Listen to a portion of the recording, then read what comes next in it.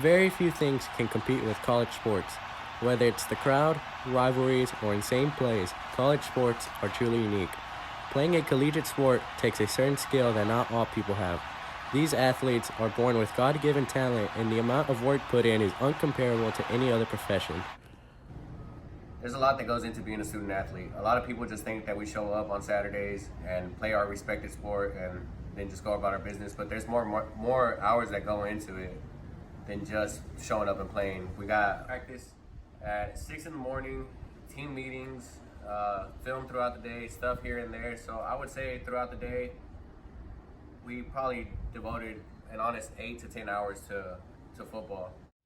When I played soccer at a university, I could honestly say that I devoted about 70% of my time, so roughly about 10 hours, to playing soccer.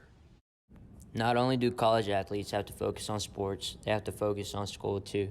Most student athletes prioritize sports before school because that is where most of their time is being spent. And because of this, student athletes often struggle to keep up in education because they have so much on their plate. This makes their life as a student athlete much harder than a regular college student. We don't have enough free time like a typical student would. So in the way that we have to devote 8 to 10 hours a day to our craft, which is the sport we play, then we have to dedicate the rest of the time to our schoolwork. There's only a certain amount of hours in a day, so sometimes you run out of stuff. So yes, it is about being a student athlete. As we can see, there's a lot of hard work and dedication that goes into being a successful athlete. College athletes treat sports like a full-time job because they spend so much time on their craft and are constantly having to perform on the field and in the classroom. As a result, college athletes generate lots of money for their program.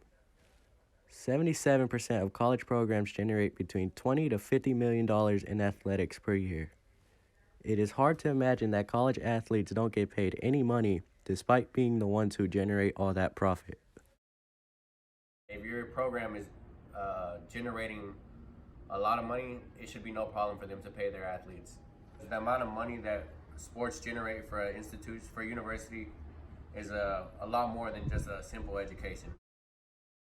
I don't believe college athletes should receive even 1% of the earnings made by the university on their behalf. College athletes are paid in different ways. For example, a full ride scholarship is a form of payment and also a form of appreciation for the talent and ability that a specific college athlete may have. Although this is a fair point, a major flaw in this is that most athletes don't reap the benefits of a free education. Because college sports is so demanding, student athletes can't keep up with their schoolwork. It has been proven that college athletes graduate at a lower rate than regular students. This is due to a lack of balance and a poor academic mentality. Most athletes only go to college in the hopes of reaching the professional level. Only about 2% of all college athletes go pro, and this means that the other 98% won't get that big money contract. When college athletes realize that they aren't going pro, they tend to just give up on school entirely because they see no point in pursuing education or because they aren't capable of keeping up with the work.